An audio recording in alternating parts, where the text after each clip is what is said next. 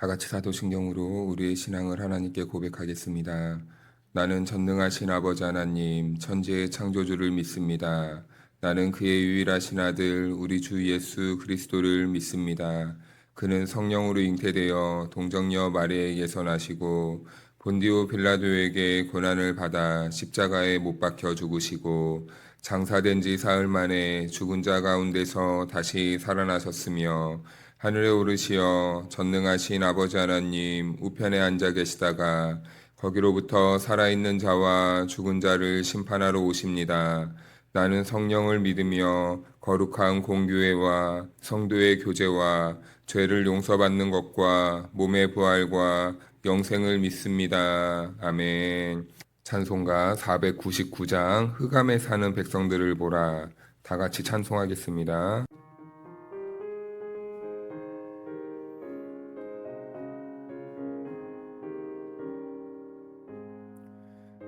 흑암에 사는 백성들을 보라. 수많은 심령 멸망하겠네. 그 누가 갈까 주의 복음 들고 생명의 구원하는 곳으로. 큰 권세 주께 있으니 큰 권세 주께 있으니 너는 가서 주의 복음 전하라. 주가 너 항상 지키리라. 구원의 문은 넓게 열렸으니 십자가 군병 일어나거라. 너희의 힘을 하나로 뭉쳐서 죄악의 쇠사슬을 끊어라. 큰 권세 주께 있으니 큰 권세 주께 있으니 너는 가서 주의 복음 전하라. 주가 너 항상 지키리라. 왜 너는 멸망길을 가려느냐. 주 음성 듣고 응답하여라. 널 구원하려 예수 죽었으니 생명의 참된 복음 전하라.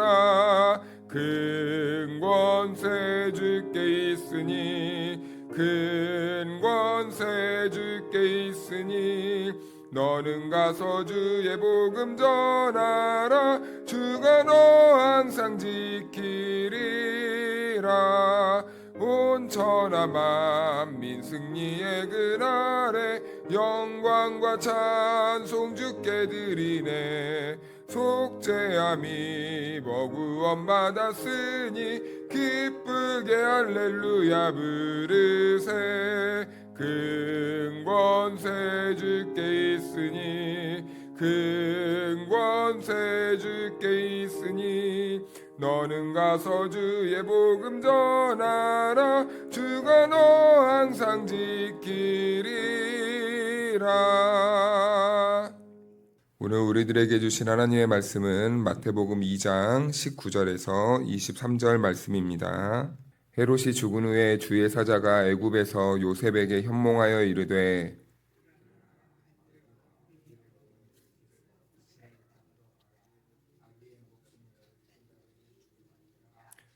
요셉이 일어나 아기와 그의 어머니를 데리고 이스라엘 땅으로 들어가니라.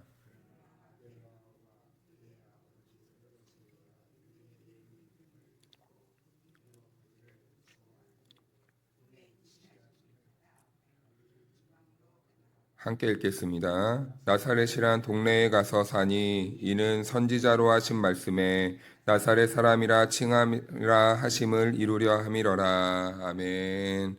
할렐루야. 하나님의 은혜와 평강이 우리 모두에게 함께하기를 주님의 이름으로 축복합니다. 네, 이제 헤롯이 죽습니다. 그래 헤롯이 죽어서요. 요셉은요 다시 이스라엘 땅으로 돌아오게 됩니다. 그리고요 오늘 말씀을 보니까 갈릴리 나사렛 지역에 이렇게 정착을 하게 되는데요. 그런데 이 역시도 오늘 말씀을 보니까 오늘 하나님의 말씀의 예언에 따라 예수님이 나사렛 사람이라는 그 칭호를 얻기 위해서 하나님의 인도하심과 섭리에 따라 오늘 이렇게 인도함 받는다는 것을 보게 됩니다. 그래서 오늘 본문은 이렇게 시작하는데요. 19절부터 보니까 헤롯이 죽은 후에 주의 사자가 요셉의 애굽에서 요셉에게 현몽하여 이르되 일어나 아기와 그의 어머니를 데리고 이스라엘 땅으로 가라. 아기의 목숨을 찾던 자들이 죽었느니라 하시니 헤롯이 죽습니다. 그러자 다시 이제 요셉에게 주의 사자가 현몽하여 나타나는 거예요. 꿈에 나타나는 거죠. 그리고 이제는 이스라엘 땅으로 가라고 합니다. 그런데 요셉은 여기에서도 또 한 번 순종하는 모습을 보여줘요. 21절 말씀을 보니까 요셉이 일어나 아기와 그의 어머니를 데리고 이스라엘 땅으로 들어가니라. 요셉의 삶에는요, 계속 보니까 요셉은 자기 생각이나 자기 뜻대로 생각하지 않고 그 장소와 위치를 옮길 때마다 항상 무엇이 먼저 앞서고 있냐면 하나님께서 가라라는 이런 사인이 있었습니다. 하나님께서 주의 사자들을 보내주셔서 가라라고 이렇게 말씀하시는 거예요. 자, 그러면 주의 사자는 우리가 천사로 생각할 수 있지만 일반적으로 오늘날 우리들의 상황에 생각해 보면 주의 말씀의 계시에 따라 갔다라고 이렇게 생각을 할 수도 있습니다. 그래서 그는요, 늘 하나님의 말씀과 가까워했던 사람이고 하나님의 말씀에서 하나님의 음성을 들을 수 있는 그런 사람이었다는 거예요. 그래서 그는 그 하나님의 예언의 말씀에 따라 지금 주께서 가라 하신 그곳으로 발걸음을 움직이고 있는 것이요. 그래서요, 요셉의 신앙이 이거는 한순간에 갑자기 이루어진 게 아니라 차곡차곡 쌓여진 결과였다라고 이렇게 볼 수밖에 없습니다. 그는 하나님의 말씀을 가까이 했던 사람이고 하나님의 말씀 안에서 주님이 뜻이 무엇인지를 발견하기 위해 몸부림쳤던 사람이라는 것을 알게 돼요. 그래서 하나님께서는 그 말씀을 붙잡고 씨름하는 그 요셉의 삶에 하나님께서 감동하여 주셔서 그의 발걸음을 인도해 가시는 것이죠. 그래서 그는요, 어떠한 순간에서도 하나님이 가라고 하신다면은 갈 수 있는 사람이었고 하나님이 멈춰라 라고 하면은 멈출 수 있는 사람이었습니다.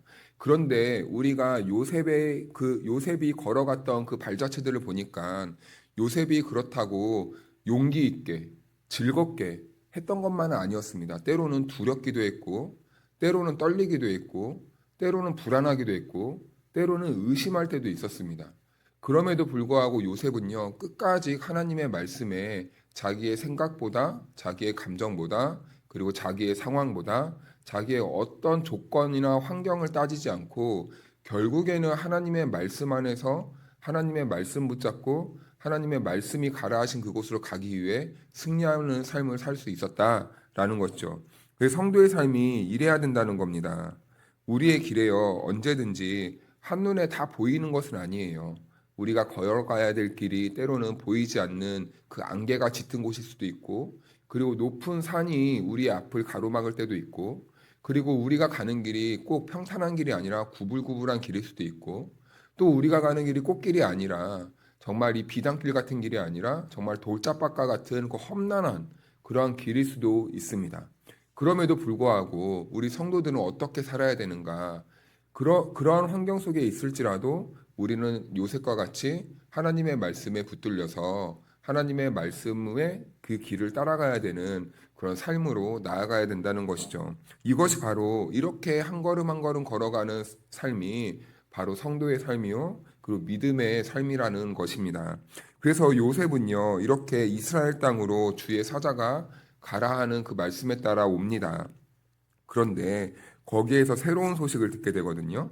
우리 22절 말씀을 다 같이 읽어볼까요? 시작. 그러나 아켈라오가 그의 아버지 헤롯을 이어 유대의 임금됨을 듣고 거기로 가기를 무서워하더니 꿈에 지시하심을 받아 갈릴리 지방으로 떠나가. 아멘. 헤롯이 죽습니다. 아기 예수를 의미하려는 그 헤롯이 죽어요. 그래서 모든 것이 다 끝났겠거니 생각을 할 수도 있습니다. 이제는 이 위기가 끝났으니, 이제는 우리를 위협하던 존재가 사라졌으니, 이제는 우리가 평안하게 살 수 있지 않을까라고 이렇게 생각이 들 때쯤 무렵에 오히려 그의 아들이 또 다시 왕이 됐다는 소문이 들어요.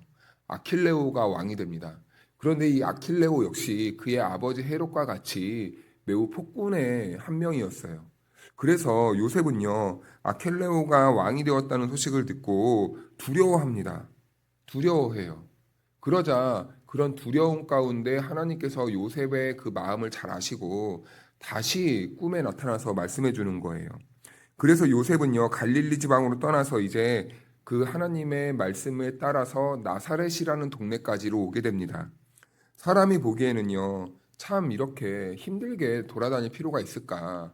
왜 이렇게 우회하는 것처럼 우회하는 삶을 살아야 되는가? 왜 이리저리 떠밀려가는 인생을 살아야만 하는가? 그리고 하나님의 계획이요, 계속해서 바뀌는 것처럼 보일 수도 있어요. 그냥 좀 한 번에 가게 하지. 왜 이리 갔다 저리 갔다. 애굽으로 왔다. 또 유대로 왔다. 또 나사렛으로 갔다. 그런데요. 오늘 이 마태복음의 기자는요. 마태복음을 기록한 사람은 이 모든 것이 우연이 아니고 어쩔 수 없는 이 길이 아니라 이 모든 것들은 다 하나님의 섭리였고 하나님의 인도하심이었다는 것을 이렇게 기록하고 있습니다. 하나님은요, 때로는 요셉의 그 두려운 감정까지도 사용하셔가지고 하나님께서 목적하신 그 목적지로 인도하시고 있다는 것을 잘 보여주고 있어요. 그래서요, 우리의 삶에도요, 때로는 우리가 예측하지 못한 길이 열릴 때가 있어요. 우리는 오른쪽으로 가고 싶고, 오른쪽이 좋아 보이는데, 때로는 하나님이 왼쪽으로 가라고 하시네요. 우리는 때로는 앞으로만 가라, 앞으로만 가고 싶고, 전진하고 싶고, 그리고 앞만 보면서 가고 싶지만, 때로는 하나님이 그 자리에 멈춰서 못 가게 하실 때도 있고, 또 때로는 오히려 뒤로 뒷걸음질하게 하실 때도 있다라는 것입니다. 그래서 우리가 가는 길이 때로는 보이지 않고 돌아가는 것 같고 밀려가는 것 같고 또 떠밀려서 가는 것 같은 이런 방황하는 인생처럼 보일 수도 있지만, 그러나 우리가 믿음의 눈을 들어 하나님의 섭리를 본다면 이 모든 것들이 다 하나님이 길을 열어가시고 있는 작업이었구나라는 것을 깨닫게 돼요. 우리가 보고 우리가 세상적인 관점에서는 참 이게 힘든 길이지만 하나님의 입장에서는 우리를 인도하기 위한 하나님의 이 길 다지기의 과정이었다는 겁니다. 그래서 하나님은 우리의 이 불안한 가운데에서도 늘 길을 내고 계시고, 우리는 광야 같은 길을 걷고 있는 것처럼 보이지만, 우리는 막힌 길을 가고 있는 것처럼 보이지만, 하나님은 늘 언제나 우리보다 앞서가셔서 우리의 길을 열어놓는 분이시다라는 겁니다. 오늘 요셉의 삶이 그랬고, 오늘 믿음 따라 말씀 붙잡고 살아가려고 하는 저와 여러분들의 인생 가운데도 우리 하나님이 이미 복된 길을 예비하고 준비하고 계시다는 겁니다. 그래서 우리 성도들은 이 믿음을 가지고 늘 살아야 돼요.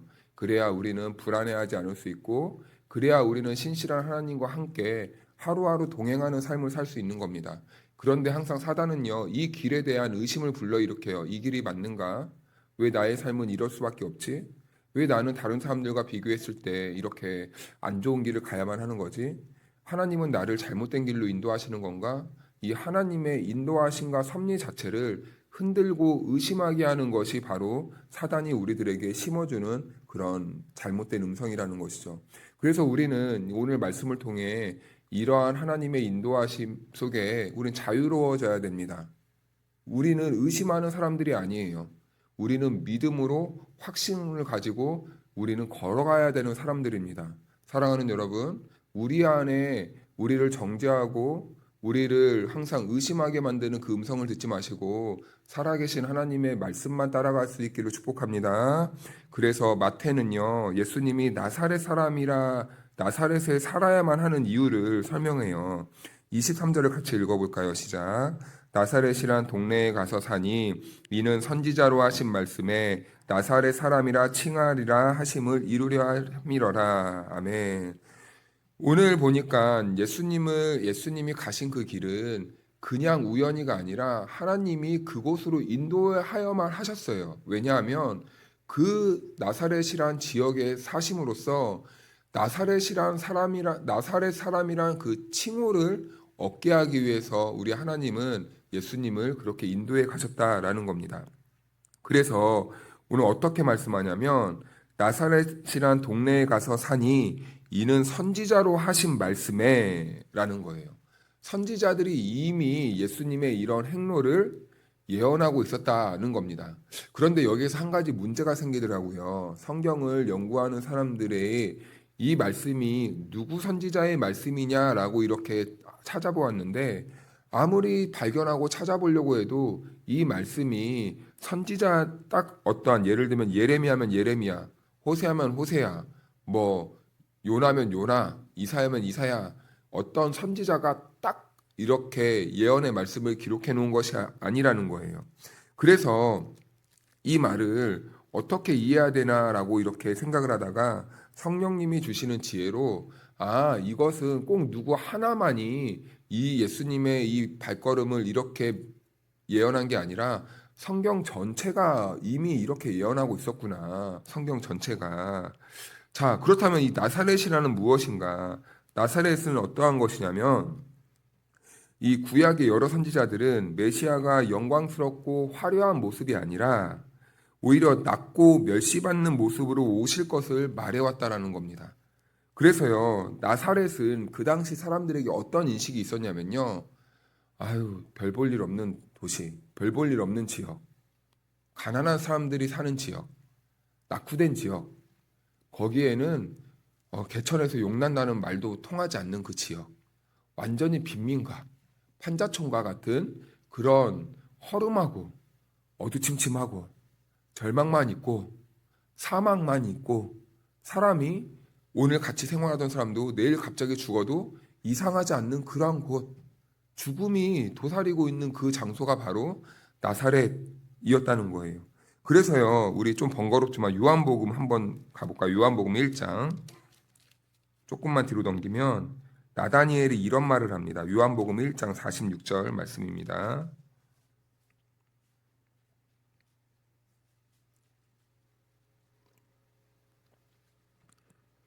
우리 같이 한번 읽어보겠습니다. 46절 시작. 나다네엘이 이르되 나사렛에서 무슨 선한 것이 날 수 있느냐? 빌립이 이르되 와서 보라 하니라. 아멘. 네, 나다네엘이라는 사람이 이 나사렛에서 무슨 선한 것이 날 수 있겠느냐?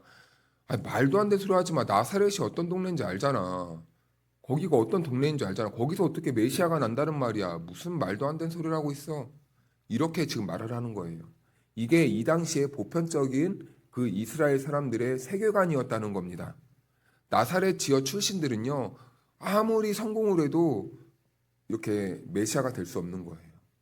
낮고 천한 지역을 이 상징할 때 나사렛이란 지명을 사용하는 겁니다. 그래서요, 이 당시 사람들의 인식을 보여주는 건데요. 나사렛은 이 존중받는 지역이 아니라 그 나사렛 출신들은 항상 조롱받고 멸시를 당하는 그 지역이었다는 겁니다. 그런데 오늘 그 예수님이 나사렛 사람이란 칭호를 얻어야만 한다네요. 조롱받고 멸시받는 그 지역의 칭호를 얻어야만 한다고 합니다. 예수님은 높고 화려한 이름으로 자신을 포장하지 않았다는 거예요. 예수님이 왜 오셨는지, 어떠한 지역으로 오셨는지를 이렇게 하나님이 나사렛이란 지역으로 보여주고 있는 겁니다. 그래서 예수님의 사역을 보면 항상 어떤 사역을 하셨습니까? 나사렛과 같은 사역을 하셨어요. 낮은 곳으로 가셨고, 볼품없는 곳으로 가셨고, 병든 자들을 향해서 가셨고, 고통이 있는 곳을 가셨고, 신음의 자리로 가셨고, 깊게 한숨이 쉬어지는 그 자리로 갔다는 겁니다. 그런데 세상은 어떤 메시아를 원했습니까? 높은 자리에, 화려한 자리에, 힘 있는 자리, 권력 있는 자리에 메시아를 원했다라는 겁니다. 그러나 예수님은 나사렛 사람으로 오셨다라는 거예요. 마태복음에 의하면. 이것은 단순히 출신의 문제가 아니라 예수님의 사역의 길, 예수님의 인생의 길, 그리고 하나님께서 관심을 두시는 그 시선을 예수님을 통해서 보여주고 있는 거예요. 예수님은 나사렛과 같은 그 인생에 항상 찾아오시는 거죠. 소망이 없고, 빛도 없고, 길도 없고, 희망도 없고, 좌절과 절망과 이 사망의 냄새로 악취가 나는 그곳에 우리 하나님은 늘 관심을 두고 시선을 두고, 그런 위치에 있던 우리들을 위해 자기 아들 예수 그리스도를 십자가에 못 박아버리는, 이것이 바로 하나님 아버지의 우리를 향한 극진한 그 사랑이다라는 겁니다. 그래서 이사야 53장 2절은 이렇게 말해요. 그는 주 앞에서 자라나기를 연한 순 같고 마른 땅에서 나온 뿌리 같아서 고운 모양도 없고 풍채도 없은즉 우리가 보기에 흠모할 만한 아름다운 것이 없도다. 아멘. 예수님은 사람들이 기대하는 방식으로 오지 않았다는 거예요. 그런데 오늘날 조금 위험한 이 기독교 세계관 가치관 중에 하나가 예수 믿으면은 성공해야 된다는 이러한 공식이 어느 순간 자리 잡고 있어서 위험할 때가 있습니다. 그런데요, 우리 예수님 사신 길을 잘 보세요. 우리 하나님이 예수님을 보낸 곳을 잘 보세요. 의도적으로 낮은 곳으로 갑니다. 그래서 우리 기독교 이 세계관을 가지고 있는 우리만의 문화와 우리만의 정서와 우리만의 이 기본적인 이 삶의 방향은요, 높은 곳이 아니라 낮은 곳이어야 된다는 거예요. 이것이 바로 하나님의 섭리이고 하나님의 뜻이고 우리를 세상과 다르게 부른 하나님의 목적이라는 겁니다. 이 길을 향해서 내려가는 사람들이 바로 그 십자가의 길을 따라가는 하나님의 성도요 제자입니다. 그래서요 교회는요 항상 예수님의 발자취를 따라가면서 이 사역을 해야 되는 것이죠. 그래서 우리가 높아지거나 화려한 것을 추구하는 것이 아니라 우리는 비록 조금 어렵고 힘들어도 항상 낮은 곳에 있는 그 시선을 두고 그 길로 우리가 나아가야 돼요. 그런데 때로는 우리는 세상에서 인정받고 싶어 하기 때문에 문제가 생깁니다. 갈등이 생겨요. 그래서 조롱받는 것을 두려워하고 우리가 볼품없어 보이는 것을 굉장히 힘들어합니다. 그런데 그럴 필요가 없다라는 거예요. 왜냐하면 자발적으로 그렇게 되는 것은 우리가 하나님을 오히려 기쁘시게 하는 것이고 오히려 자발적인 낮아짐과 자발적인 가난은 하나님께 영광 올려드릴 수 있는 그 통로가 되기 때문입니다. 그래서 예수님은요 높은 곳에 계셨지만 자발적으로 낮은 곳으로 내려오셨어요. 나사렛이라는 곳으로. 그래서 예수님은 이 나사렛 예수라는 이 이름, 이 호칭을요 부끄러워하지 아니하고 오히려 자기의 삶에 그 하나님의 영광으로 삼았다는 겁니다. 오히려 그 이름을 자신의 길로 여겼다는 거예요. 사랑하는 성도 여러분, 예수님은요 스스로 높은 곳에서 낮은 곳 나사렛으로 내려오셨습니다. 멸시받고 조롱받는 자리, 사람들이 외면하는 자리, 사람들의 인정이 없는 자리, 사람들이 기대하지 않는 자리로 오셨다는 거예요. 그런데 놀랍게도 그 길을 통해서 그 길에 놓여져 있던 사람들을 하나님께로 인도하고 구원의 길을 열어주셨다는 겁니다. 오늘 우리도 이 주님의 길을 따라가야 되지 않겠습니까? 때로는 우리가 말씀을 따라가다 보면 볼품없는 인생이 열릴 때도 있고 그리고 힘들어지는 그런 삶의 그 순간을 맞닥뜨릴 때도 있습니다. 그런데요, 우리가 그곳이 하나님이 보내신 자리고 하나님이 우리를 향한 섭리와 계획이 있는 자리라면 우리는 그것마저도 마다하지 않고 즐겁게 받아들일 수 있는 믿음이 있어야 된다는 것이죠. 우리는 그 길을 두려워하지 않아야 된다는 겁니다. 그래서요, 우리 교회와 성도들이 이 시대에 기꺼이 할 수 있지만 자원해서 나사렛으로 살아갈 수 있는 그런 은혜가 있기를 주님의 이름으로 축복합니다. 낮아진 예수님을 따라서 낮은 자리로 가고 조롱을 두려워하지 않고 오히려 말씀에 순종하여서 예수님과 같은 삶을 갈망하는 저와 여러분들의 복 있는 인생의 순례자의 길이 될 수 있기를 주님의 이름으로 축복합니다. 우리 기도하겠습니다. 은혜로우신 하나님 아버지, 오늘도 우리를 말씀 앞으로 불러주시고 낮아지신 예수 그리스도의 길을 바라보게 하시니 감사합니다.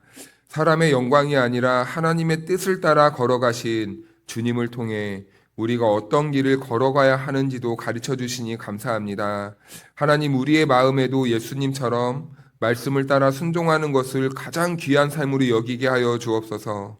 이해되지 않는 순간에도 주님의 말씀이라면 신뢰할 수 있도록 믿음을 더하여 주시고 때로는 우리의 인생길이 돌아가는 것처럼 보일지라도 주님의 인도하심을 믿으며 한 걸음씩 한 걸음씩 순종할 수 있도록 성령님 우리들을 도와주시옵소서. 하나님, 이 자리에 나와 기도하는 하나님의 백성들을 기억하여 주시기를 원합니다. 삶의 무게에 지친 성도들이 있다면 새 힘을 더하여 주시고 또 때로는 중요한 선택 앞에 고민하고 있는 성도들이 있다면 주님의 뜻을 분별할 수 있는 지혜를 허락하여 주셔서 주님이 기뻐하시는 삶의 자리로 우리들의 발걸음이 인도함 받을 수 있도록 도와주시옵소서.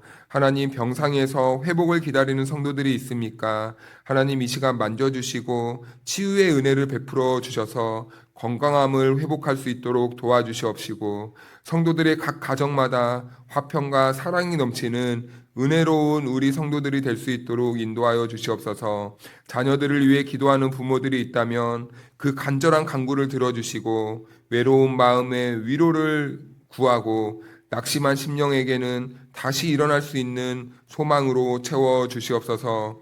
오늘도 우리의 삶을 주님께 맡겨드립니다. 우리가 어디에 있든지 예수님의 사람으로 살아가게 하시고 작은 순종을 통하여서 주님의 영광만을 드러내며 살아갈 수 있도록 도와주시옵소서. 세상이 아니라 주님을 기쁘시게 하는 삶을 끝까지 살아갈 수 있는 믿음의 성도들이 될 수 있도록 도와주시옵소서. 감사드리며 예수님의 이름으로 기도하옵나이다. 아멘.